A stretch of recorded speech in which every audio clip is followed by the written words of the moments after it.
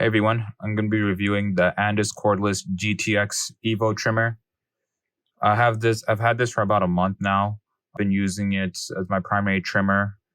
I think so far it is my favorite trimmer that I've ever used. I've used this one, obviously. I've used a corded GTX. I've used a Skeleton FX. I've used the Stylecraft Evo. I used a wall detailer cordless. And if I were to rank all of them, this would be number one right now. One of my requirements for any clipper or trimmer is I need a charging dock.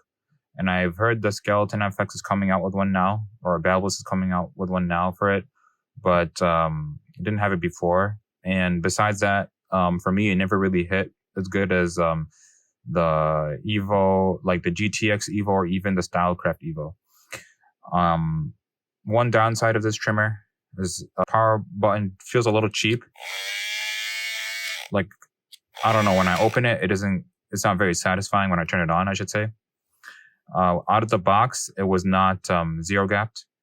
I had to adjust it a little, and now it's hitting really good. I actually got this and the wall detailer at the same time to see which one I liked more. I actually wanted to keep the wall detailer just because it was cheaper and it was a little bit quieter. And I actually liked how the button was on the side and not in the middle for the detailer. But I couldn't get the lines, like it was not hitting as good as this. And the noise this makes when it hits the hair is really satisfying. Like when I freehand on beards or anything, it has a nice little crunch.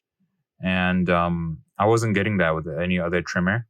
I was able to, with the Stylecraft Evo, besides the fact that it broke, had to go through it more times, more takes over to get the sharp line. And this is a lot more powerful. Definitely feels a lot more powerful.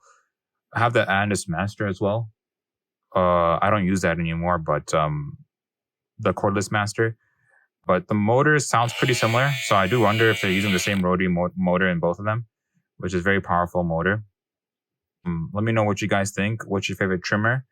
Right now, this has to be the best, in my opinion. I love the shape. I love the charging stand. I love the ergonomics. It's definitely one of the more expensive trimmers, but I think if you're going to buy something for hair cutting, you just get the best tool. Don't worry about the price unless everything is even across the board. Because I mean, what's $50 or $100 going to make a difference in the long run? Anyways, thanks for watching this video. Signing out. Bye.